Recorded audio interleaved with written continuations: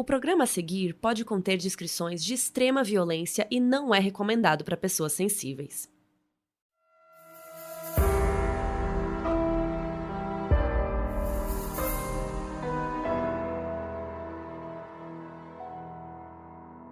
Simon Leviev era um homem carismático, carinhoso e com muita capacidade de atrair mulheres. Especialmente no Tinder, um dos aplicativos de relacionamento mais famosos do mundo. E uma das coisas que mais chamavam a atenção sobre ele é que ele era bem-sucedido e aparentemente um bom partido. Mas as mulheres que ele se relacionava jamais iriam imaginar que o Simon não era nem de longe quem ele mostrava ser nas redes sociais. Eu sou a Carol Moreira. Eu sou a Mabê. E o episódio de hoje é sobre o Shimon Hayut, o golpista do Tinder.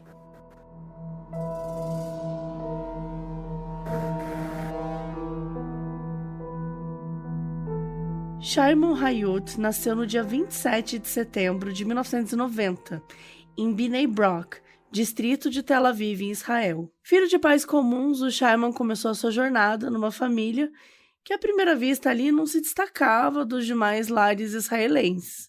A região, por sinal, era considerada uma das mais pobres do país. O pai dele é Yohanan Hayut, um rabino que trabalhava na companhia aérea El Al, uma das mais famosas de Israel. E a gente até procurou alguns detalhes da infância e tal, mas é tudo desconhecido. A gente só sabe que o Shimon foi uma criança que, desde cedo, ele já demonstrava sinais de que ele queria ali dar um golpezinho nas pessoas. Então, com 15 anos, em 2005, o Shimon foi morar por um tempo no bairro do Brooklyn, em Nova York, com uma família conhecida da família dele. Só que essa experiência não deu muito certo, porque os anfitriões começaram a falar, que ele estava usando o cartão de crédito deles sem o consentimento. De volta a Israel, lá com seus 18 anos, o Shimon começou a intensificar esses golpes aí financeiros. Então, ele descontava cheque roubado, ele usava passaporte falso.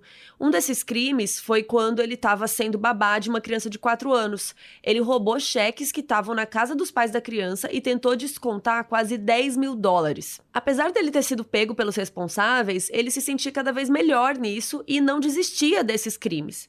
Até que, além desses roubos, ele começou a enganar pessoas também. Uma vítima do Shimon nessa época foi uma mulher chamada Courtney. Ela mesma acha que ela foi a paciente zero dele, sabe? A primeira vítima dele em 2008. Nessa época, o Shimon estava lá com 18 anos, ele viajava bastante e estava passando um período no Chipre, que fica numa ilha do Mediterrâneo lá na Europa. E segundo a Courtney, que estava com 19 anos, o Shimon dizia que ele era um milionário secreto que estava fazendo negócios ali no Chipre.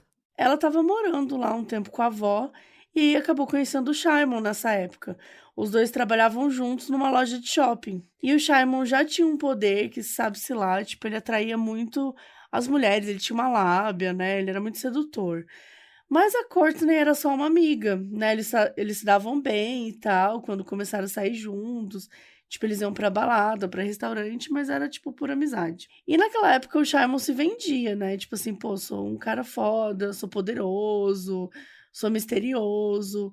E ao mesmo tempo ele era bem amigável, bem humorado. Ele acreditava no que ele estava dizendo e por causa disso as pessoas acabavam acreditando também, né? Ele passava uma segurança muito grande nas coisas que ele falava. E ele dizia pra Courtney que ele queria começar um negócio novo, que ele estava cheio de ideias, assim. E ele foi tão convincente, né, que ele era um milionário, que ela rapidamente topou ser, uma assistente pra ele. Ela chegou a se demitir do trabalho que tinha no shopping para ser parceira dele. E aí, no trampo novo, o Shimon pediu para ela contratar o aluguel de um carro para eles trabalharem. Só que usando os cartões dele, o pagamento nunca dava certo. E aí, né, ela teve que usar os cartões dela. E ela pegou logo uma BMW, né, um carro bem caro e que ele disse que podia pagar. E aí o Shimon dizia que esse carro era bom para impressionar possíveis clientes. Mas só acho engraçado que as reuniões de trabalho eram sempre canceladas quando eles chegavam nos lugares. E aí, né, gente? Claro que não tinha reunião nenhuma. O cartão era dele, mas o pedido ficou no nome dela. Assim como a visita na loja, que foi só ela quem fez. Depois de um tempo, um mês mais ou menos, essa bomba estourou, gente. Os dois foram levados para a delegacia porque eles estavam com o carro, mas não tinham pago pelo carro. Tinha um problema no cartão e o dono da loja chamou a polícia. E como o carro estava no nome de quem, né, gente? Da Courtney, ela que foi detida. O Shimon também foi, mas ele tinha menos suspeitas, porque ele deu a carteira dele, com todos os cartões para ela, logo na entrada da delegacia. Tudo para que a Courtney ficasse com os documentos. Enquanto isso, o Shimon dizia para a polícia para chamarem o advogado dele e negava todo o rolê. E, gente, ela ficou, obviamente, com muito medo da situação, né? De ficar na cela sozinha. Tipo, eu não sabia o que ela fez de errado, né? E no total, eles ficaram presos por 3 semanas. Para os policiais, era como se ela tivesse roubado um carro. Só que ela não fazia ideia de que o Shimon tinha planejado isso tudo, sabe? E aí, depois disso, ela ficou muito mal, ela cortou o contato com o Shimon. Só que as consequências foram terríveis, porque para manter a Courtney fora da prisão, a avó e a família dela entregaram ao tribunal do Chipre um valor de cerca de 15 mil libras no total. E como a Courtney era inglesa, né, até a embaixada do Reino Unido foi acionada, porque o crime, gente, que ela tinha cometido, né, sem saber, era de fraude de cartão internacional. Mano, surreal, sério. Imagina você, tipo, sai de um emprego, você começa um emprego novo, contrata um carro e de repente você fica presa 3 semanas e a sua família tem que pagar uma fiança bizarra e, sabe? E aí vocês se perguntam, né? Tá, beleza, e o Shimon nesse rolê? Só que assim, mesmo com os passaportes confiscados pela polícia e com a obrigação dos dois se apresentar na delegacia uma vez a cada 2 semanas, ele fugiu e voltou para Israel. E a Courtney ficou lá lidando com esse rolê sozinha. Ela e a família dela, que apoiou ela, né, diante da investigação policial, também porque não tinha muito o que fazer, né? Em 2011, já com 21 anos, o Shimon começou a ser procurado pela polícia de Israel por conta de crimes parecidos com outras vítimas. E aí ele nunca se apresentou no tribunal para responder por esses delitos. Ao invés disso, ele fugiu para a Europa Ocidental. Apesar do Chipre ficar na Europa, lá é uma ilha super pequena, então, assim, não é um lugar muito bom para se esconder, né? Então, se ele não voltasse para lá, talvez não encontrassem ele tão facilmente. Uns anos se passaram, mas a rotina dele continuava cada vez mais focada em golpes. Parecia que ele estava se aperfeiçoando. E 2015 foi um ano bem marcante. Ele deu o golpe em várias mulheres naquele ano, incluindo uma moça finlandesa enquanto estava viajando pela Tailândia. Então, assim, ele estava viajando, passeando e dando golpe. Essa moça disse que conheceu um cara que se apresentou como Mordecai Tapiro e disse que trabalhava para o governo israelense, mas as contas dele estavam bloqueadas. Claro que tava, né? E ela decidiu ajudar, só que, né, obviamente que ela só caiu nesse golpe e ela perdeu 18 mil libras. Bom, com a ajuda de um ex-amigo policial, eles confrontaram o Tapiro, mas ele mostrou uma carteira de identidade de diplomata ali convincente, sabe? Só que, gente, ele era o Shimon, não era o diplomata, não era o Tapiro, não era... Quer dizer, israelense ele era a única coisa que ele era de verdade. Outras vítimas dele nessa época foram outras 2 mulheres finlandesas e uma alemã, e todas elas davam um cartão de crédito para ele depois de ouvirem histórias parecidas. Uma delas, inclusive, teve um filho com o Shimon depois de começar a se relacionar com ele, mas nenhuma delas quis divulgar os nomes e tal. O modus operandi dele era certeiro, ele mentia, dizendo que não tinha como usar as contas pessoais, pedia ajuda para as mulheres, né, geralmente aquelas que já estavam totalmente seduzidas por ele. E, ele passava uma vibe chique, ele se arrumava muito bem, ele tinha, sabe, um estilo de vida caríssimo, assim, tipo, não tinha como ele tá mentindo, sabe? Tipo, se ele fosse um pé rapado, uma pessoa que não pudesse bancar, por que ele ia estar em tal hotel? Por que ele ia estar usando tal roupa de marca? Sabe? Então, assim, ele entregava aquela vida, ele era o próprio Instagram, assim, em pessoa. Então, todo mundo foi caindo no papo, mas não por muito tempo. O Shimon finalmente foi preso na Finlândia depois de algumas dessas mulheres, vítimas de fraudes financeiras, irem para a polícia denunciá-lo. Encontraram passaportes israelenses falsos, 3 carteiras de motorista israelenses falsas, 2 autorizações de voo israelenses falsas e 5 cartões de crédito da American Express falsificados também. Ele tentou enganar a polícia, dizendo que era alguém importante e que tinha dinheiro guardado em outras contas, que ele não podia ser preso. Mas a corte não acreditou. Ele ficaria preso por 3 anos lá, mas saiu bem antes da sentença acabar. Não se sabe por quê, gente, mas ele saiu mais cedo. Mais uma vez, ele estava livre para fazer golpes aí em vários lugares do mundo, principalmente na Europa. Depois de casos como esse da Kourtney, que tinha rolado antes, o Shimon voltou para Israel de novo em 2017. Gente, se liga, ele tá vivendo essa vida aí faz uns 10 anos já. E parece que ele não ia parar tão cedo. E ele tomou uma decisão que ia mudar toda a trajetória dele. Ele decidiu assumir uma nova identidade. Ele mudou o nome de forma legal e tudo mais. Ele se tornou Simon Leviev. Só que a escolha do sobrenome não foi uma escolha aleatória. Isso porque a família Leviev é simplesmente uma família real. E ela é muito rica, inclusive, né? Conhecida pela atuação no setor de diamantes. O patriarca, o Lev Leviev, é um empresário e filântropo nascido no Uzbequistão, mas que migrou para Israel, né, onde se estabeleceu e desenvolveu seus negócios. E com o passar dos anos, ele se tornou uma figura superativa e forte na indústria de diamantes.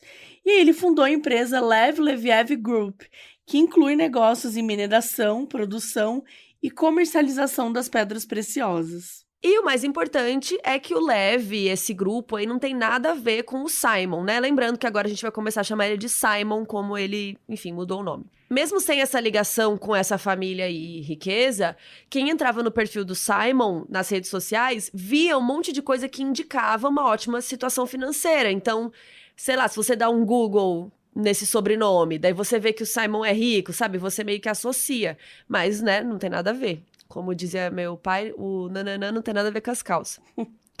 E ele, que não era besta nem nada, ele começou a se passar pelo CEO da empresa, que era chamada de LLD Diamonds. E aí ele fez até um Photoshop dele na foto de família. Gente.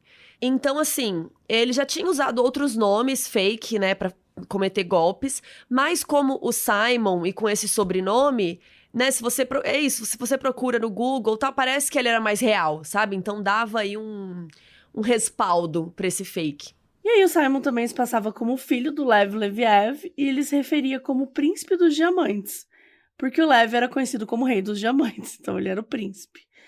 E nessa época ele decidiu explorar mais a internet, especialmente o Instagram. E lá, gente, assim, né? Instagram vocês conhecem. É desfile de carro de luxo, roupa de grife, paisagem paradisíaca, sempre com um texto, né? Uma coisinha assim. Ai, coisa simples. Eu amo quando a pessoa tá num lugar belíssimo, ela fala assim, ai, nada como a natureza, não sei o que, você vai olhar o lugar, é tipo 10 mil reais a diária. Tipo, sim, não é? Claro, a natureza, que delícia. E ele começou a ficar muito famoso no Instagram. Muita curtida, muito comentário. Então, né, ele tava lá vivendo uma vida de riqueza, de ostentação, príncipe dos diamantes. Bem diferente, né, da infância, num bairro humilde de Tel Aviv. E o mais complexo é que não se sabe exatamente como ele conseguia aquelas coisas materiais que custavam super caro, sabe? Tipo, como os carros e as roupas. O mais provável é que isso vinha desses golpes financeiros que ele nunca deixou de fazer. E ele continuava aperfeiçoando cada vez mais os golpes. E, gente, até mesmo o pai do Shimon, né, o rabino Yohanan, ele também tinha sua parcela de participação aí em pelo menos um dos esquemas. Esse caso se passou em Nova York, depois daquela época que o Simon morou lá, e teve como vítima um outro rabino chamado Raymond Badush, responsável pelo portfólio de uma grande instituição de caridade na cidade, a Congregation Ahavat Shalom. O Yohanan, o rabino, né, o pai dele, começou a pedir para esse rabino aí ajuda para arrecadar dinheiro para resolver alguns problemas familiares, incluindo cuidar da mãe dele, que era doente, e da grande família do seu irmão. E o Badush concordou e eles ficaram amigos. Em junho de 2017, quando a identidade do Simon já era forjada, né, o Yohanan foi falar com o Badush sobre um esqueminha aí para ganhar dinheiro fácil. De acordo com ele, uma família muito rica na Europa precisava usar a instituição de caridade para repassar cerca de $500 mil. O esquema ia ser assim: a família misteriosa ia emitir vários cheques em um banco polonês.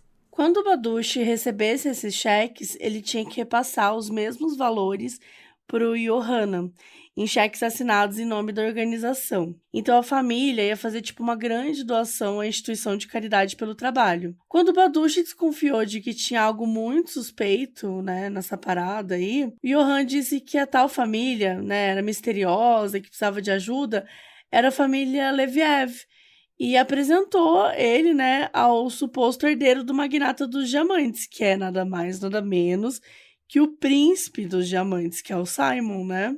Só que assim, o Baduch, ele não sentiu firmeza naquilo. E ele soube mais tarde de um verdadeiro Leviev que o Simon não tinha relação com a família famosa. Só que o Baduch pensou assim, pô, meu amigo tá caindo num golpe, né? Deixa eu lá avisar o Johanna. Tipo, vou alertar que esse Simon deve ser um golpista. E aí o Johanna teve a cara de pau de dizer que o Simon era sim da família Leviev e continuou a esconder a verdadeira identidade do próprio filho. O Simon continuava nessa vida de golpes com um rastro de mulheres vítimas que às vezes nem iam pra polícia porque demoravam pra entender que tinham tomado um golpe. Por ver que essa vida estava indo bem, ele começou a perceber que ele precisava melhorar e levar esses truques aí. Ele encontrou uma plataforma perfeita para fingir essa nova identidade e conhecer pessoas online, conhecer novas vítimas. E com uma certa distância e segurança para que tudo desse certo. E em 2017, então, ele resolveu abrir um perfil no Tinder. O app de relacionamentos era uma isca perfeita para atrair mulheres de diferentes lugares. E o mais importante, um monte ao mesmo tempo. Ou seja, ele podia ganhar mais grana e manipular mais gente online, né? E não demorou muito para isso dar certo. Em pouco tempo, ele formou ali uma longa lista de pessoas que deram match com ele.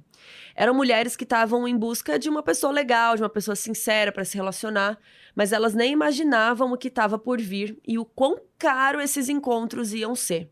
Literalmente o pior match possível.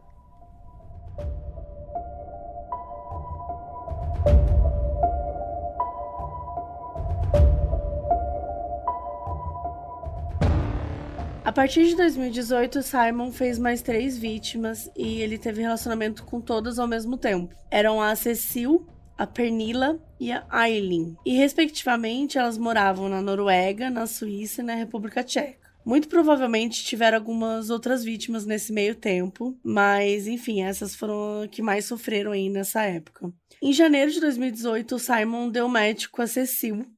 Ela tinha 29 anos na época, era loira, bonita, e ela, tava procurando alguém especial. Eles conversavam muito no celular, e na foto e na descrição do perfil, Simon se apresentava como um sujeito bem de vida, com imagens publicadas ali, sob medida, vendia aquela imagem dele de sucesso e tal. E ele dizia também que ele tinha conexões com pessoas influentes, então criando essa ilusão de prestígio dentro da alta sociedade. Quando a conversa começava, ainda no aplicativo, o Simon sempre respondia as interações bem rápido.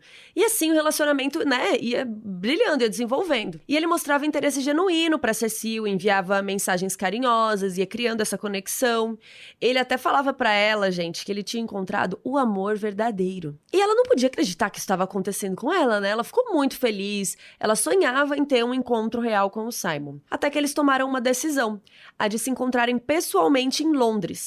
Gente, ela foi da Noruega pra lá pra encontrar o cara dos sonhos da vida dela, né? Coitada. Num lobby de hotel, eles se viram pela primeira vez, foram num date, ela ficou muito apaixonada, ele era muito cavalheiro, ele era muito gente boa. E claro, né, gente, ele tinha dinheiro. Ele tinha até um segurança chamado Peter e um chofer chamado Jamal. O Jamal era querido, mas o Peter, o segurança, nem tanto. Enquanto isso, a boa impressão que ela tinha do Simon só, assim, melhorava, sabe? Tipo, porque, aqueles primeiros dates eram incríveis, ela ficava muito feliz, ele era muito legal com ela, e eles fizeram umas viagens juntos. Só que o chocante numa dessas viagens, no jatinho privado dele, que ele dizia que era o jatinho privado dele, apareceu uma mulher com uma criança. E, na real, essa mulher era uma das finlandesas que teve uma filha com o Simon lá em 2015. Mas a Cecil, ela não desconfiou de nada, porque o Simon disse que a mulher era esposa do piloto do avião. E depois disso, o namoro deles continuou só virtualmente. O Simon dizia que vivia viajando e que ele ia conseguir ver ela daqui umas semanas. E o que ela sabia era que ele era CEO de uma empresa de diamantes, mas não tinha muitos detalhes, né? Mas aí, do nada, poucas semanas depois deles se conhecerem, as coisas começaram a tomar um rumo bem esquisito. E o Simon começou a entrar em umas histórias muito bizarras. Ele dizia que estava precisando de dinheiro para lidar com problemas pessoais. Problemas, por exemplo, com as transações de diamantes. E aí ele convencia ela a emprestar dinheiro. Só que como ele era muito rico, ela achava que ele ia pagar de volta. O cara tinha cara de pau de dizer que ele estava sendo perseguido e até mesmo que estava com a vida correndo risco. Ele mandava fotos do Peter, né, do guarda-costas dele, todo cheio de sangue, porque ele tinha sido atacado, não sei o que lá. E aí a Cecil ficava desesperada, né, pra ajudar e morrendo de medo dele ser machucado e tal. E aí ele começou com esse papo pra ela e falou que se ela emprestasse um dinheiro, ele conseguiria resolver a situação. E ele também falava que era melhor que ele usasse o cartão de crédito de outra pessoa, porque ele estava sendo monitorado por rivais, né, no ramo de negócios dele, que ele não poderia usar para fazer os investimentos, as coisas, né, sem que os inimigos soubessem. E assim, gente, isso assustou muito a Cecil, imagina. Rivais, inimigos, ele é uma pessoa rica, importante, né? E era isso, era um empréstimo zico, né? Pra ele, esse dinheiro era dinheiro de padaria, dinheiro de nada pra ele. Então, ele precisava usar o cartão dela pra não ser rastreado e já já ele pagava. E tá, daí o Simon garantia que ele ia devolver o valor em dobro só pra demonstrar a gratidão, né, por aquela ajuda num momento tão difícil. E a Cecil começou dando, né, valores pra eles ali como 18 mil libras, que era bem alto já, né, gente? E isso continuou, assim. Só que a Cecil, não é que ela caiu ali muito rápido, não. Ela se perguntou, ela tentava saber mais detalhes do Simon, sabe? Só que ele ia colocando, ele ia, tipo... Ele era tão convincente, sabe? Ele prendia ela numa rede de mentiras que era muito difícil. Sem contar que, gente, imagina, você conhece uma pessoa super legal, você acha que sua vida vai mudar, de repente você vê, sei lá, o segurança dele ensanguentado, o cara corre risco de vida. Tipo, é uma situação muito pesada, sabe? Então, ele também se aproveitava disso, sabe? Desses momentos de desespero, porque é nesses momentos que a gente acaba fazendo o que for preciso, né? Pra ajudar quem a gente gosta, pra ajudar quem a gente quer ver bem. E, bom, já tinha uns meses, né? Desde que eles realmente se viram pessoalmente. Então também não era como se ele fosse um completo estranho, sabe? E aí eles se encontraram mais 2 vezes em Amsterdã, em abril e maio de 2018. E passaram um tempo juntos. E além disso, Simon mandava documentos com pagamentos que ele teria feito para Cecil, né, retornando o dinheiro que ela emprestou para ele. Só que esses documentos eram todos falsos. Então ele meio que ele falava, tipo, ó, depositei, nananã. E tipo, ela não verificava no mesmo dia. E quando ela ia olhar, tipo, putz, acho que deu algum problema, o dinheiro não caiu. Enfim, aí a mentira, sabe, ia só demorando. Mas o que a Cecil não sabia era que naquele mesmo tempo que ela estava ali ajudando o seu namorado, né? Sei lá, acho que ela considerava ele um namorado. O Simon estava enganando várias outras mulheres, gente. No ano de 2018, ele enganou um monte simultaneamente. E aí que a gente entra com a Pernilla e a Eileen. O Simon conheceu todas elas, mais ou menos ali ao mesmo tempo no Tinder, e o mesmo papinho. A Eileen estava muito apaixonada no Simon, gente, e eles viviam essa rotina de se ver uma vez aqui, uma vez ali, entre as viagens de trabalho dele. A Pernilla era um caso um pouco diferente, porque ela começou a relação saindo em dates, mas ela viu que ele não era pra ela, assim, e eles acabaram virando amigos. E eles ficaram super próximos, ela viajava muito com o Simon no jatinho dele e tal. E aí, a mesma coisa, eventualmente, depois de alguns meses, eles já terem se encontrado, né, cada casal se encontrado uma vez ou outra, era aí que o golpe começava. E o que elas tinham em comum era isso, elas se perguntavam por que alguém tão rico, né, de repente estava envolvido com problemas financeiros tão graves. Só que nessas horas o Simon era evasivo, às vezes até mesmo agressivo. Depois ele pedia desculpas, né, agia assim por conta do estresse da situação. Gente, tudo isso ia deixando a pessoa mais confusa, mais insegura, né? E o rolê é que, de repente, essas mulheres se sentiam como se elas estivessem dentro de um filme, sabe? Uma coisa meio Missão Impossível, assim, cheia de reviravoltas, sabe? É aquela coisa, gente, se você tá com uma pessoa que fala de vilão e inimigo, se ele não for o Batman, foge. Elas não desconfiavam, né, que, tipo, aquilo lá era tudo um roteiro que saía da cabeça do Simon. E além dessas tretas de transação de diamante, o Leviev criava umas emergências financeiras fictícias. Então, do nada, ele alegava, tipo, um problema legal, uma dívida inesperada, ou situações de crise. Gente, assim, não faz sentido. Você é o príncipe do diamante. Pede pro seu papai, amore. Tipo, assim, sério, não faz o menor sentido. Uma tática que ele usava muito era pressionar as vítimas a agir muito rápido. Então ele falava assim que era uma emergência, que não sei o que lá, e tipo, mostrava esse vídeo do cara sangrando, sabe assim? Meio. E aí você ali na pressão acabava caindo nesse papo, sabe? Então ele forçava as vítimas a transferir dinheiro muito rápido, antes que elas pensassem muito bem, ou que, sabe, por exemplo, eu tenho uma oportunidade de investimento urgente, tem que ser hoje, não sei o que lá, eu tô sem condição de pegar aqui, você manda aqui pra mim rapidão que daí amanhã eu te mando, sabe, essas coisas assim? E essa pressão, essas histórias elaboradas, emergências, e essas promessas de recompensas futuras, e também, né, gente, o papinho, o amorzinho, né? Elas caírem, né? Que era um namoro, não sei o quê. Isso ajudava os golpes a acontecerem. E o Simon colocava outros personagens na jogada. Ele apresentava para as vítimas o seu parceiro de negócios, um cara chamado Avishai. E também tinha a ajuda do Peter aqui, que era o segurança dele, né? E era um cara super intimidador, um cara fortão, né?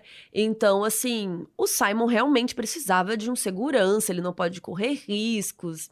E esse Peter aí, a gente não sabe, gente, se ele fazia parte do golpe ou se ele também foi enganado, sabe? Se ele era um contratado mesmo e o Simon pagava ele com esse dinheiro dos golpes que ele tinha, né? Com todo esse cenário aí perfeito, a Cecile simplesmente fazia de tudo para ajudar o namorado. Ela estava tão apaixonada que ela começou a procurar apartamentos em Londres para eles morarem juntos. Quando viu o desespero do Simon, ela começou a pedir empréstimos em banco. E, gente, ela era estudante, ela fazia faculdade, não é? Tipo, ela não tava ali, né, vomitando dinheiro. Mas ela foi atrás, ela conseguiu desenrolar. Gente, ela simplesmente conseguiu um empréstimo de cerca de 250 mil dólares. E ela deu tudo o que ela tinha, até o que não tinha, pro Simon. E uma coisa, né, importante pra gente falar, gente, é que esse dinheiro era aquele que ele usa pra, tipo, ostentar a vida dele, né? Então, assim, ele ficava em hotéis, ele comprava roupa, ele usava em novos dates pra conhecer novas mulheres. Então, sabe, eu dava presente pra essas mulheres, que também era outra coisa que ele fazia, né? Ele dava uns presentes carésimos para as mulheres, aí não tinha como elas desconfiarem de que ele não era um milionário mesmo. Era basicamente um ciclo vicioso aí que os golpes anteriores iam ajudando a sustentar os próximos golpes. A Cecile afundou em dívida, né? Achando que estava ajudando o namorado, né? Aquela pessoa que ela gostava. E, bom, ela inclusive continuou morando em Londres e tal, porque, né, eles iam morar juntos em algum momento. Ele agradecia muito ela pelos pagamentos e depois sumia. Então era uma situação muito confusa. E a mesma coisa com a amiga dele, a Pernilla. Apesar dela ser apenas amiga, ela caiu no golpe real, gente. Ela emprestou, né, enfim, deu pra ele cerca de 60 mil euros, algo como 360 mil reais.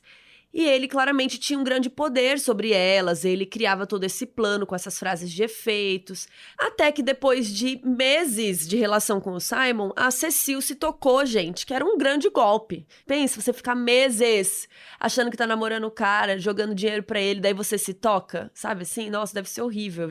Nossa, não consigo nem... Enquanto isso, Simon, né, viajando, curtindo a vida, passeando. E claro, né, gente, ele nunca pagou ela de volta.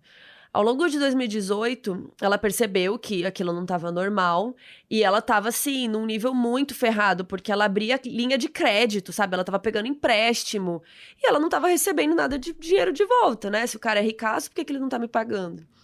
E a Cecile também não tinha muitos amigos, então, sabe, ela estava morando em Londres mais sozinha, ela estava numa situação que, sabe, ninguém avisou ela, ninguém deu um toque, sei lá, ela ficou muito isolada e, né, com uma lavagenzinha cerebral aí desse cara. E além disso, ele não apareceu numa viagem que eles tinham combinado para Oslo, onde o Simon finalmente ia conhecer a família dela, né? Ele simplesmente não foi e ficou dando desculpa de trabalho. E foi esse momento que ela cortou ele da vida e resolveu tomar coragem. Ela foi falar com um jornal norueguês sobre esse caso, e a partir daí o Simon Leviev ganhou a atenção de uma parte da mídia. Esse foi o início ali de uma nova fase e foi também quando abriu a comunicação entre as polícias locais, porque aí eles acabaram descobrindo sobre as 3 mulheres finlandesas que também tinham sofrido na mão dele em 2015, aquele ano que ele tinha sido preso. E aí os pontos foram se conectando e o Simon estava ficando bem mais visado. Só que essa decisão não veio sem um preço aí pra Cecile. Ela ficou bem mal mesmo quando ela se deu conta do que ela estava vivendo e ela quase sofreu um acidente de carro nessa época. Ela estava com pensamentos muito graves, pensamentos suicidas. E felizmente ela teve o apoio da mãe dela, que começou a ajudar com as contas, com as questões bancárias. Ao todo, gente, a Cecile tinha empréstimos em 10 bancos diferentes. E além dessas perdas financeiras, ela também estava apaixonada pelo Simon, né? Então, ela estava também se libertando de uma relação, né, abusiva, tóxica. Então, era muita coisa ao mesmo tempo na cabeça dela para ela lidar, sabe? As contas dela chegaram a mais de $200.000. E pensa, né, nesse valor que ela emprestava, ele ia lá e comprava, por exemplo, uma passagem de avião para Pernilla. E aí, com o dinheiro que a Pernilla dava, ele ia lá e comprava uma bolsa de presente para essa aqui, sabe assim? Ele ficava, né, alimentando esse ciclo. E a Cecile ficou tão mal que ela foi para um hospital psiquiátrico para passar lá por umas semanas para se ajudar nela a se recuperar desse trauma. Enquanto ele fazia, né, da vida dessas 3 mulheres um verdadeiro inferno, a Pernilla também foi entendendo que aqueles golpes podiam estar acontecendo com outras mulheres. E daí, no início de 2019, ela foi atrás, ela procurou um veículo norueguês chamado VJ, e topou ser uma informante para desmascarar ali o golpista. Ela encontrava com o Simon e a equipe registrava tudo em vídeos e fotos, bem coisa de FBI mesmo. E ela disse que ela ficava super nervosa porque ela tinha que fingir que ainda estava caindo naquelas mentiras. E ela não é treinada para isso, né, gente? Pessoas civis não são treinadas para isso, então é bem assustador, assim. Mas a coragem dela foi essencial para que o caso dele chegasse a um público mais amplo ali em 2019. Ela, inclusive, confrontou ele via ligação de áudio e a equipe registrou o momento. E ele fala assim: se você vai me trair, você vai me pagar com mais do que dinheiro. Ou seja, né, ele estava ameaçando ela de morte, já era bem grave. Mas mesmo assim, com todas essas tensões, o artigo foi publicado online em fevereiro de 2019. E o cerco começou a fechar para o Simon Leviev.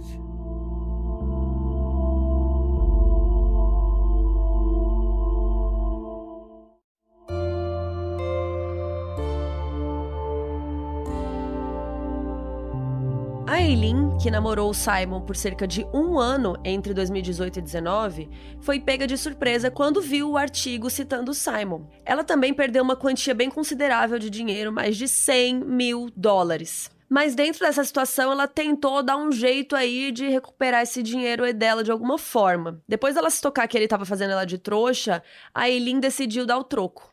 Ela continuou fingindo que gostava dele, né, que estava apaixonada, para ele não suspeitar. E aí um dia ele pediu para ajudá-lo de novo, né, numa conta, mandar o dinheiro, não sei o que lá. E aí ela deu uma ideia genial pro Simon. Ela falou: "Olha, me manda umas roupas de grife suas que eu vou vender tudo, então deixa comigo, eu faço esse job, né, eu vou vender as coisinhas e eu pego esse dinheiro e mando pra você, porque agora eu tô sem grana, sei lá o quê." E aí ela vendeu as peças, foi lá, peça cara, real, peças reais, né? Porque ele gastava com essas coisas. Pegou tudo, fez uma lojinha lá no Enjoei de Rico, sei lá. E aí vendeu, pegou o dinheiro e sumiu.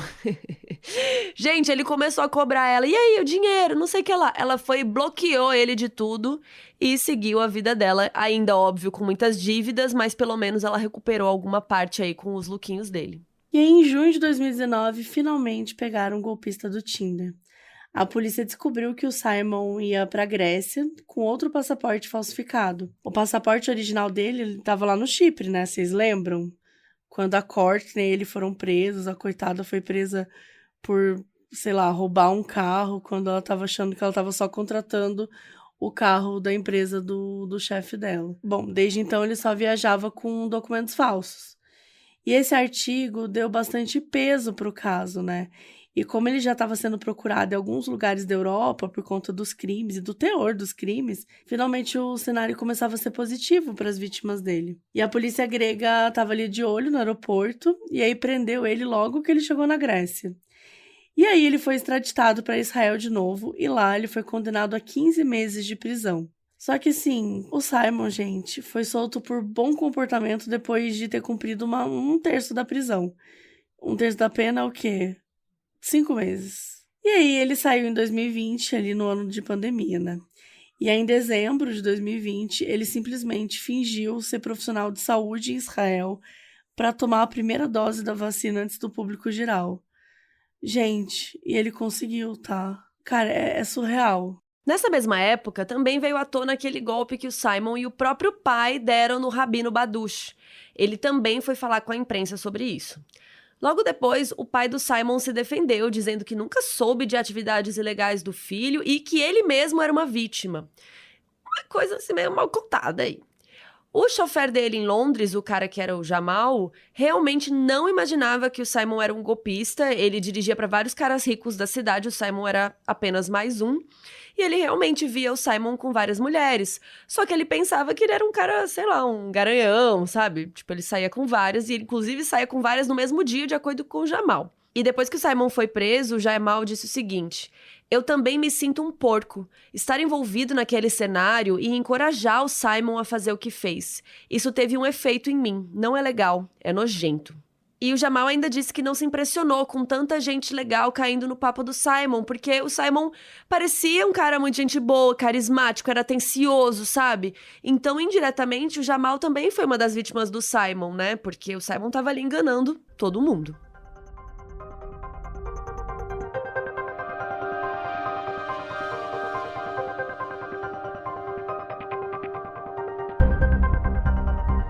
Dois anos depois do Simon ser solto da prisão, né, durante ali a pandemia, o documentário O Golpista do Tinder foi lançado pela Netflix. Foi em fevereiro de 2022. A produção, dirigida por Felicity Morris, gente, sério, assim, fez um sucesso. Ficou por muito tempo entre as mais vistas da plataforma de streaming. E a Felicity mergulhou na história de vida do Simon e acabou descobrindo muitas das informações que a gente deu aqui hoje. Mas o ponto inicial para ela querer fazer o doc foi justamente aquela matéria que a Pernilla ajudou a colocar no ar lá em 2019.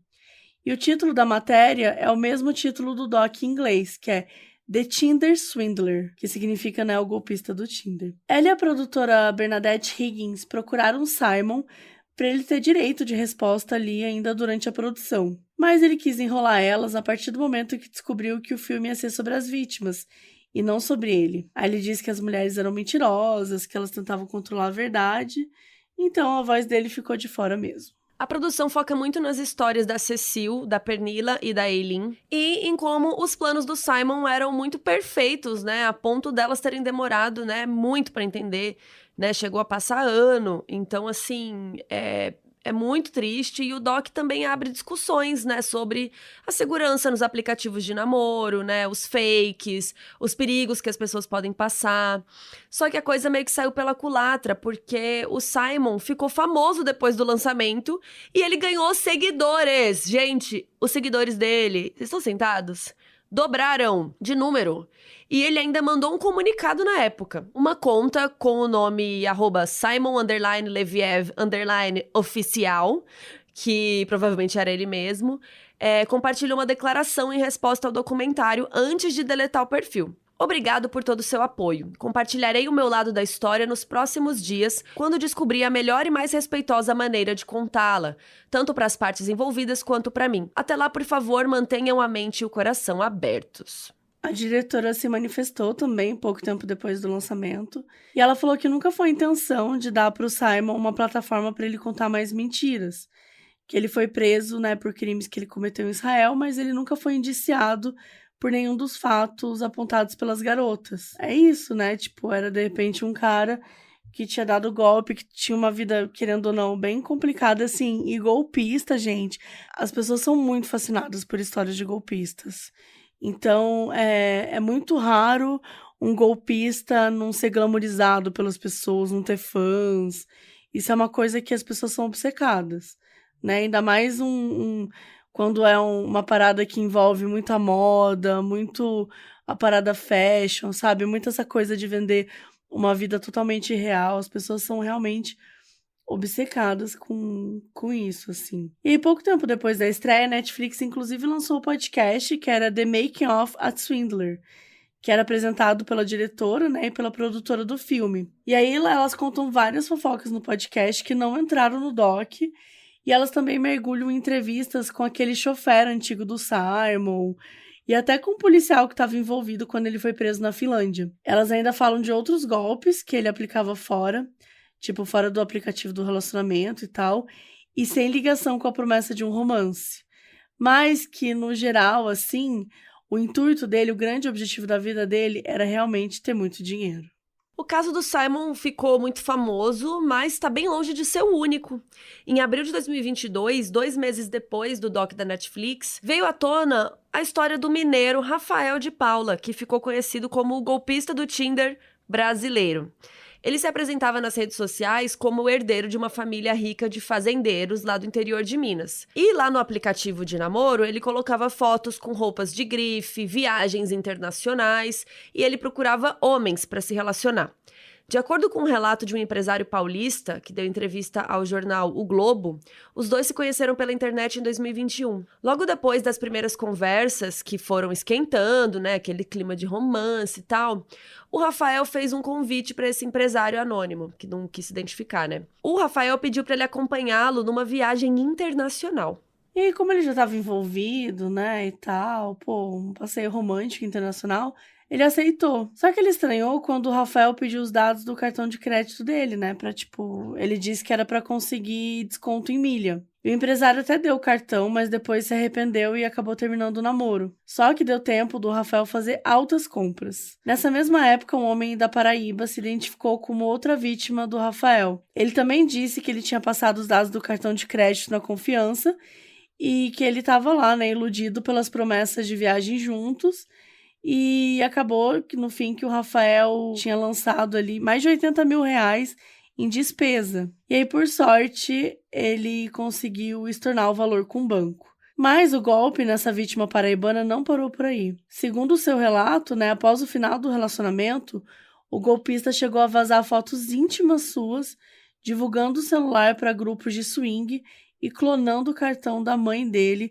que era ex-sogra do Rafael. Então, de uma violência absurda, gente. A gente vê muito isso rolando, homem fazendo com mulheres, mas a gente vê que não é sobre sexualidade. Isso não tem nada a ver. Pessoas que têm esse comportamento predatório, né? Pessoas que têm esse comportamento abusivo. O cara tá numa relação com outro homem e vai fazer a mesma coisa. Vai tentar ameaçar, vai, tipo, jogar fotos íntimas, sabe? O modus operandi é muito parecido. Em setembro de 2022, surgiu a notícia de que outro brasileiro estava cometendo esse tipo de golpes. Esse foi apelidado pela imprensa como o galã do Tinder. Mas era a mesma coisa. Esse galã aí dizia se chamar Augusto Keller e nos aplicativos contava ser filho de pais alemães que tinham morrido num acidente de carro, mas que deixaram uma puta herança pra ele. O campo de atuação dele era em São Paulo, onde ele chegou a conhecer pessoalmente algumas namoradas e até suas famílias. Depois, as namoradas contaram para a polícia que em determinado momento do relacionamento, o Augusto dizia que precisava de dinheiro para acertar contas com a Receita Federal, com algum banco, alguma coisa assim. E algumas dessas mulheres chegavam a emprestar dinheiro e daí o que acontecia? O cara sumia. Uma das vítimas teve um prejuízo de 200 mil reais. E esse Augusto aí, na verdade, se chama Renan Augusto Gomes e foi preso depois de uma perseguição de carros cinematográfica pelas ruas aqui de Pirituba, um bairro aqui de São Paulo. Em 2023, ele foi condenado a 4 anos e 6 meses de prisão pelo crime de estelionato.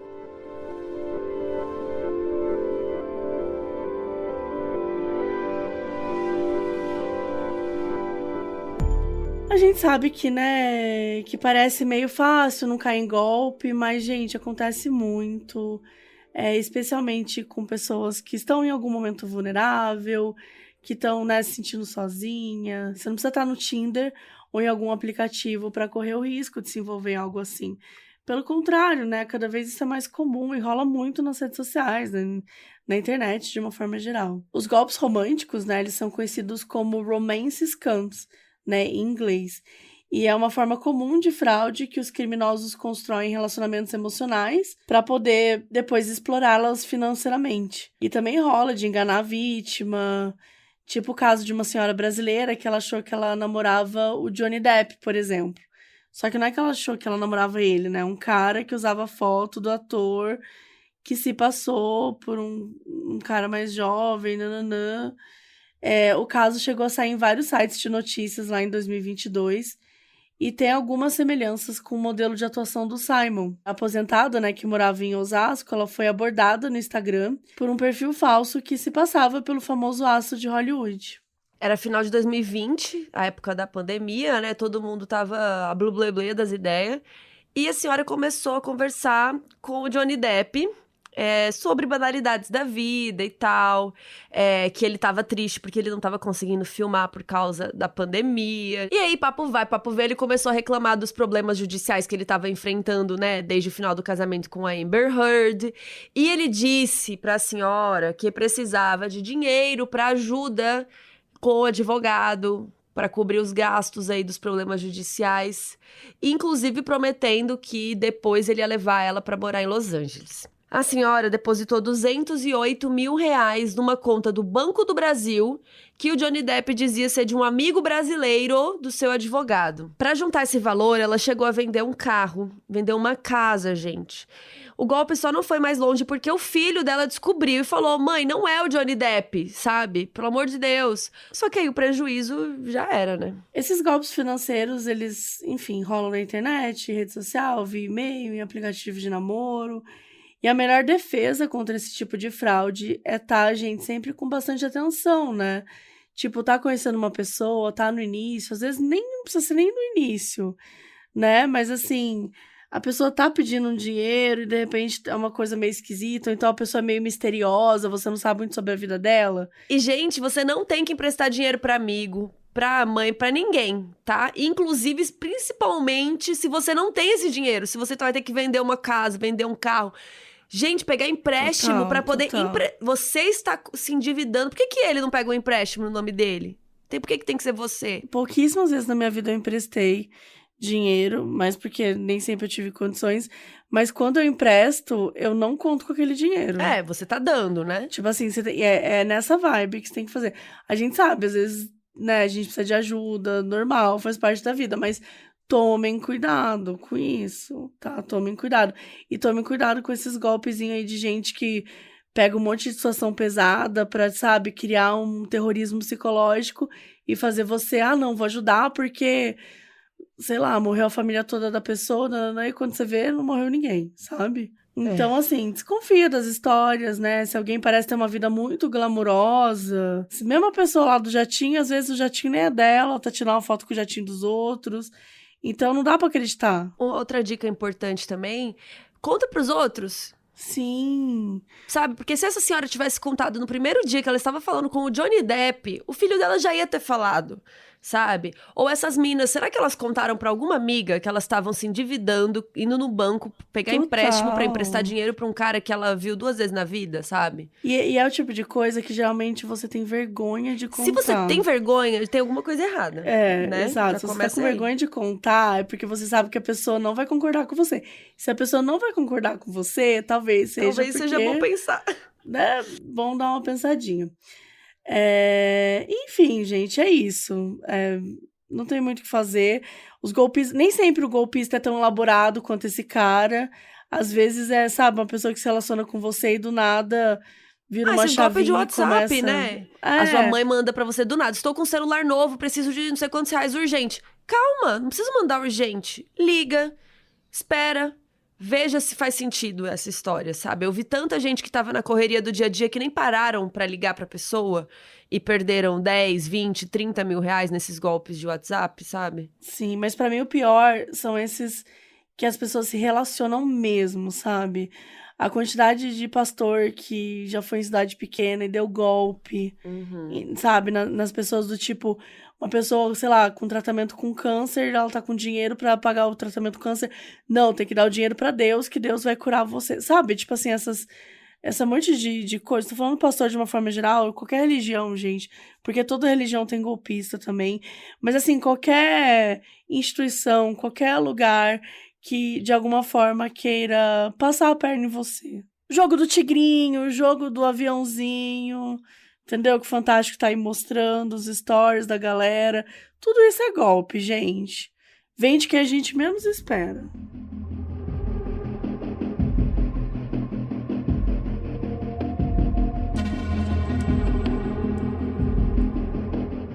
No encerramento do documentário Golpista do Tinder, aparece a informação de que o Simon estava namorando quando o filme foi finalizado. Essa namorada é a modelo israelense Kate Conlin, que tinha 23 anos na época, e a verdade é que esse relacionamento só veio à tona um ano depois. O caso entre eles começou em 2020, depois dele sair da prisão, com mensagens de Simon no inbox do Insta dela. E aí logo passou para a rotina de encontros aí no mundo real. Quando a Kate fazia sessões de fotos, o Simon ficava lá esperando por ela, mandava mensagens fofas quando eles não estavam juntos, estava tudo show. Mas não demorou muito para aquilo mudar. E primeiro Simon passou a criticar absolutamente tudo nela, a aparência, as roupas, o peso, os amigos, tudo que tinha. E pouco tempo depois, ele resolveu pedir dinheiro pra ela, né? Obviamente, o modus operandi dele. E ela fez vários empréstimos, que chegou num total de $150 mil. E quando a Kate pediu o dinheiro de volta, ele mandou uma mensagem de áudio bem agressiva, totalmente diferente, né? Daquele jeito carinhoso que ele fingia ser no começo da relação. E ele gritava, ele falava assim, Kate, eu sou milionário, sabe? É verdade, eu tô com a conta bloqueada, você entende? Eu tô bloqueado. Você consegue entender isso no seu cérebro perturbado? Esse cérebro de passarinho que você tem? Eu tô bloqueado, eu não roubei de você, você me deu de livre vontade, você me emprestou. Então, tipo, ele meio que basicamente berrou com ela, foi escroto, ainda pôs a culpa nela, né? Apesar disso, eles continuaram sendo um casal. E numa entrevista à BBC, ela contou que os dois, inclusive, assistiram o Golpista do Tinder juntos. Gente, assim... O cara que você emprestou dinheiro pra ele, você vê que ele está cometendo golpes iguais, assim. E por mais que a Kate, no fundo, né, soubesse que aqueles relatos tinham muita cara de ser verdade, o Simon convenceu ela a dar umas entrevistas defendendo ele. E ele dizia, né, tipo, que sendo mulher, estando do lado dele, ela passava credibilidade. Enquanto escondia a verdade dos jornalistas que a procuravam, a Kate passou a receber um monte de mensagens nas redes sociais. Eram pessoas que tinham visto o Doc e estavam revoltadas com ela porque, né, ela estava com um cara que tinha feito muito mal para outras mulheres. E aí, diante daquele turbilhão, ela percebeu que realmente ela tinha que terminar com ele e começou a fazer as malas para ir embora. Na entrevista para a BBC, a Kate contou que o Simon ficou furioso e partiu para cima dela, chegando a empurrá-la. E aí foi a prova para ela que era um relacionamento tóxico, enfim, que ela tinha que terminar mesmo, e em 2022 ela terminou. Mas nem todos os casos mostrados no documentário foram suficientes para evitar que outras mulheres caíssem na lábia dele, gente. No final de 2022, uma mulher foi à imprensa dizer que tinha acabado de ser enganada pelo herdeiro aí. A israelense Iren Tranov, de 25 anos na época, ela disse que até tinha assistido ao documentário, mas que ele convenceu ela que era tudo mentira. E ela disse assim, gente, ele falou comigo sobre todas as mulheres que reclamaram dele e me convenceu de que era tudo mentira. Ele não parecia um criminoso em busca de um alvo. Bom, durante o namoro, ela comentou com o Simon que ela queria comprar um carro novo. E ele falou que sabia de um esquema para comprar uma BMW por um preço abaixo do mercado. Mas que para fazer isso, ele precisava que ela emprestasse $130 mil para ele. E aí, quando o Simon entregou o carro para ela, né, o carro não era o que ela pediu. E aí ela exigiu o dinheiro de volta, mas ele negou. E ela continuou insistindo até que ele falou, tá bom, e fez um cheque pra ela. E daí ela foi sacar o valor no banco e, né, gente, adivinha, esse cheque tinha o mesmo valor que ele, né? E aí, detalhe, o cheque era assinado por uma mulher, que provavelmente era uma outra vítima do golpista. Então, gente, era a mesma história. Só que, assim, dá muita raiva. Tipo assim, cara, você assistiu o documentário, sabe? Você precisa se proteger, mano. E aí, desde que o doc foi lançado, as vítimas Cecil, Pernilla e Aileen ficaram amigas super próximas.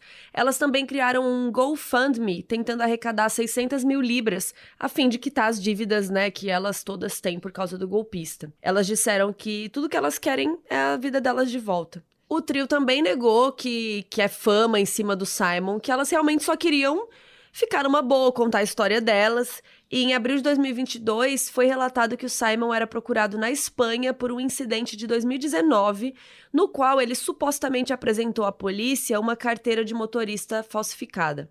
Não, e olha isso, depois do sucesso do documentário, o Simon chegou a planejar vender a ideia de um reality show em Israel, supostamente contando a sua versão da história. Não sabemos se esse projeto vai acontecer, eu espero que não, mas óbvio, né, ele tá querendo aproveitar da fama pra tentar tirar mais dinheiro aí de alguma forma. O Simon Leviev não foi acusado formalmente na justiça pelos golpes em Cecile, em Pernilla ou na Eileen, que apareceram lá no documentário da Netflix. Peter, o guarda-costas do Simon, e o tal do Jamal, né, o parceiro de negócios, também nunca foram indiciados a nada.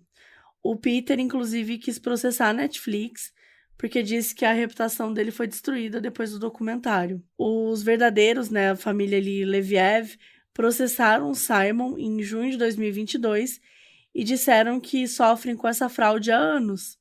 Inclusive, é bem interessante, né, porque a gente não falou deles até agora e como que ele ficou, né, tanto tempo fingindo que era da família e os caras nem faziam ideia, assim. E basicamente eles disseram que, né, ele fraudou, enganou, falsificou, machucou mulheres, homens, prejudicou empresas. De acordo com o jornal The Times of Israel, ele pode ter arrecadado cerca de 10 milhões de dólares de vítimas em toda a Europa apenas entre 2017 e 2019. Gente, a gente tá falando de, sei lá, 60 milhões de reais em 2 anos. Cara, é muito dinheiro. São muitas vítimas. É muito surreal. E a Cecília, a Pernilla e a Eileen estão pagando suas dívidas até hoje. O Simon não tá preso, ele ainda pode estar aplicando golpes por aí, provavelmente deve estar mesmo. E, vez ou outra, dá umas entrevistas aí em diversas partes do mundo. Quando é perguntado sobre as acusações, ele ainda se defende. Ele diz: "Eu tenho o direito de escolher o nome que eu quiser. Eu nunca me apresentei como filho de ninguém, mas as pessoas usam a imaginação. Eu nunca peguei um centavo de ninguém." Mesmo depois de desmascarado como golpista, ele tem uma conta verificada no Instagram com mais de 1 milhão de seguidores.